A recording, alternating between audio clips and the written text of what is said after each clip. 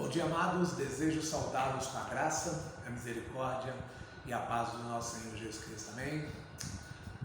Mais uma quarta-feira onde vamos meditar nos Salmos da Palavra de Deus e hoje em específico no Salmo 73. O autor do Salmo 73 é Asaf.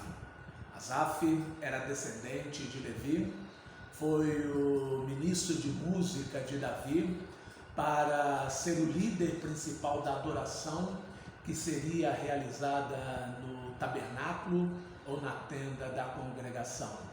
E depois foi um dos líderes na adoração quando o templo de Salomão foi inaugurado. Isso nós podemos ver em 1 Crônicas, capítulo 6, versos de 31 a 39.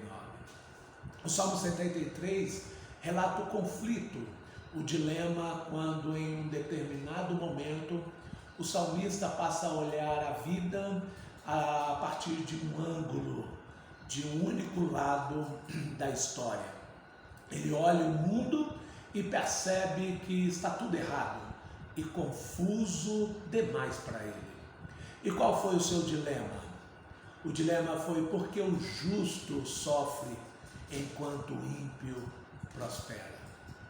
Porque aqueles que escarnecem de Deus se tornam ricos e desfrutam dos prazeres deste mundo, e aqueles que são fiéis a Deus passam por dificuldades. E a fim de tentar entender um pouco esse dilema do Salmo 73, veremos primeiramente aqui em que Asaf acreditava, em que Asaf acreditava sobre Deus. E nós podemos ter essa resposta no versículo 1.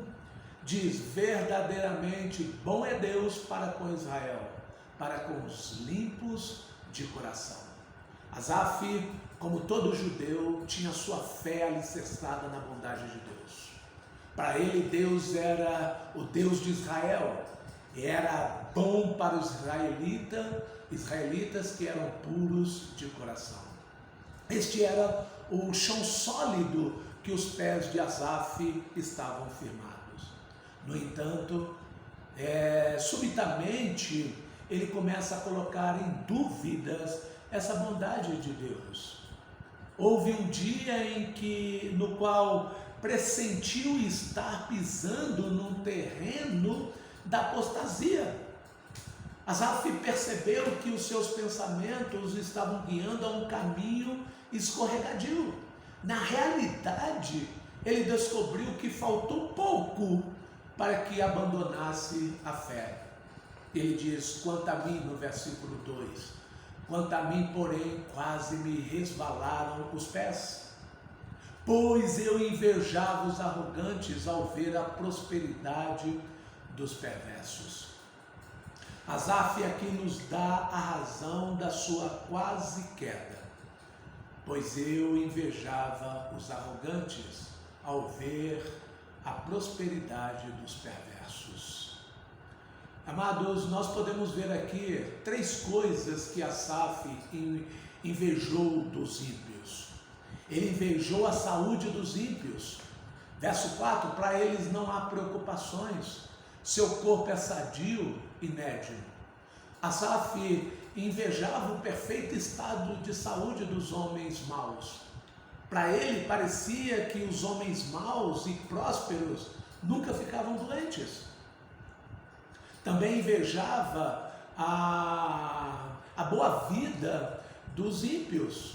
Não há fardo no trabalho deles. Não partilham das canseiras dos mortais, nem são afligidos como os outros homens. Verso 5. Para eles, não ônibus lotado, metrô abarrotado, isso não existia, não fazia parte do mundo de alguns magnatas aproveitadores. Eles só gozam de boa vida, sombra e água fresca. Também Asaf invejava da vida de sucesso do ímpio, e prosperam no mundo, aumentam em riquezas. Verso 12b. Asaf se perturbou ainda com a constatação de que a vida dos perversos é normalmente um sucesso.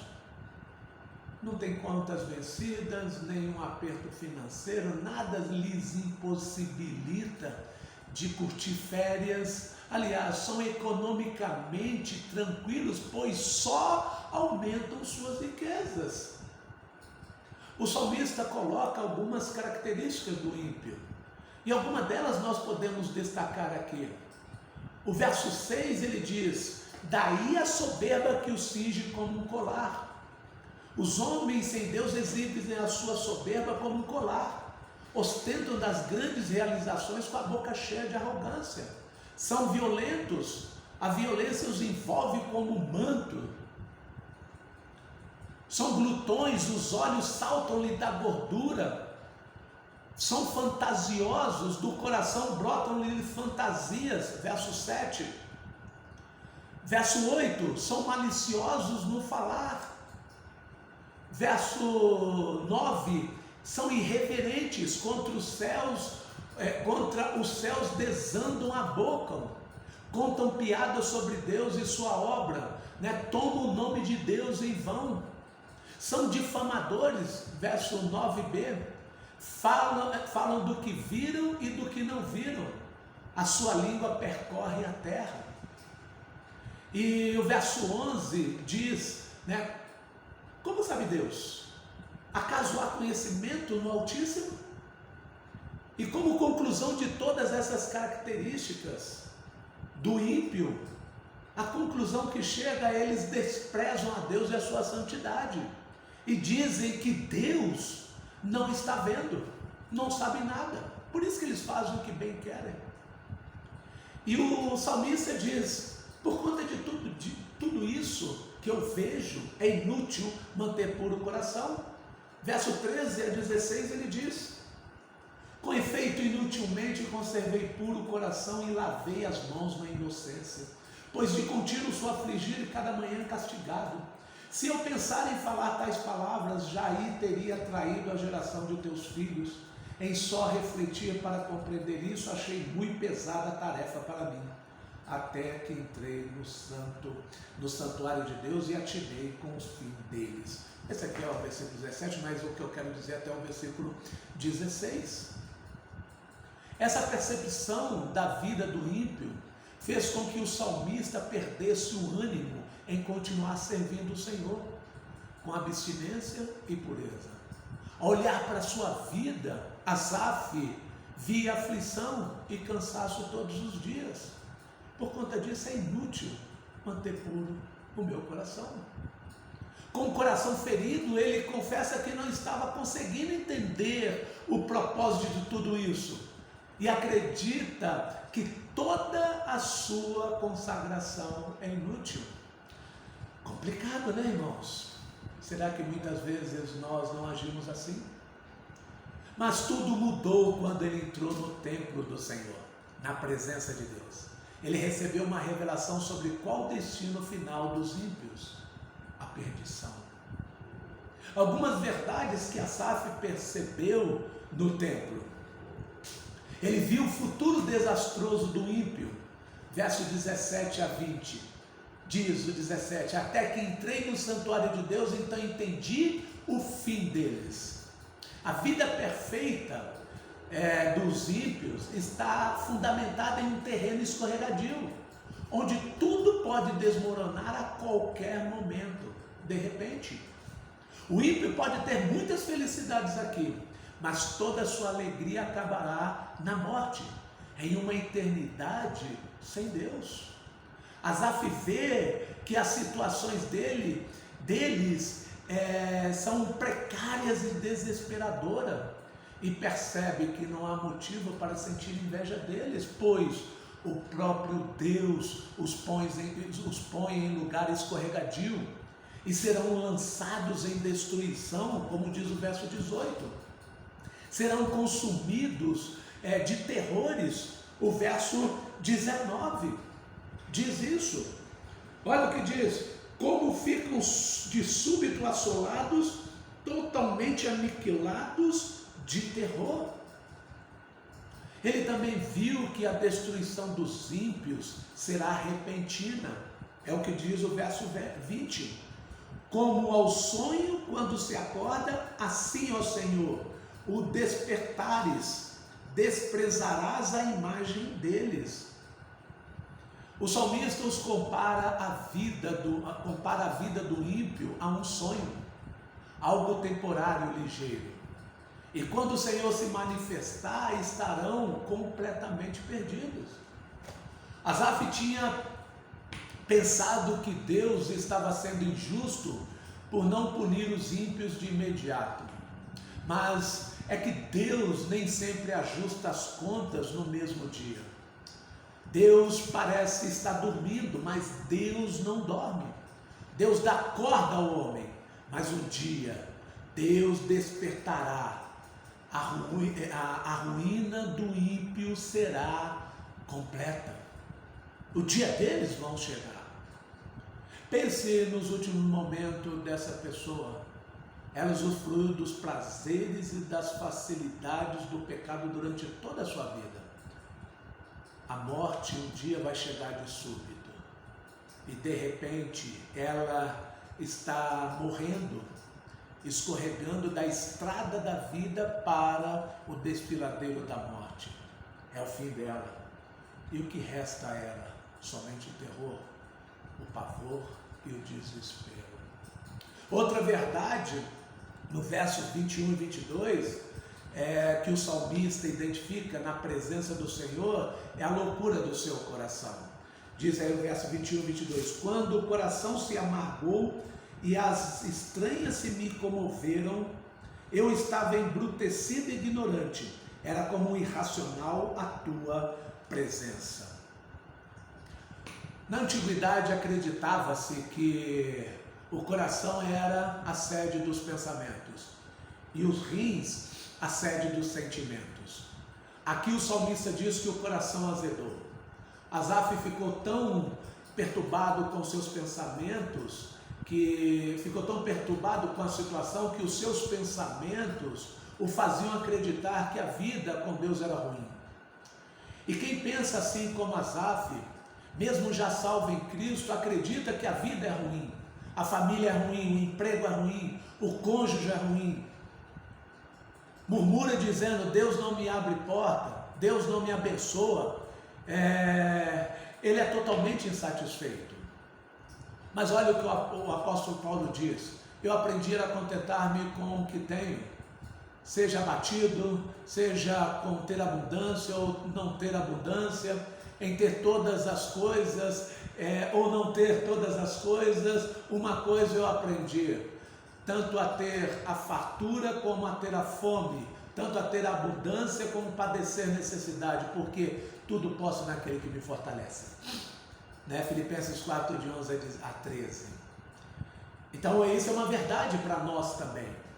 E o salmista diz aqui também que ele sentia picada nos rins, como diz assim, o salmista sentia dores na alma, a alma estava amargurada, o semblante sofrido, tudo isso porque o ímpio parecia ter uma vida melhor do que a dele.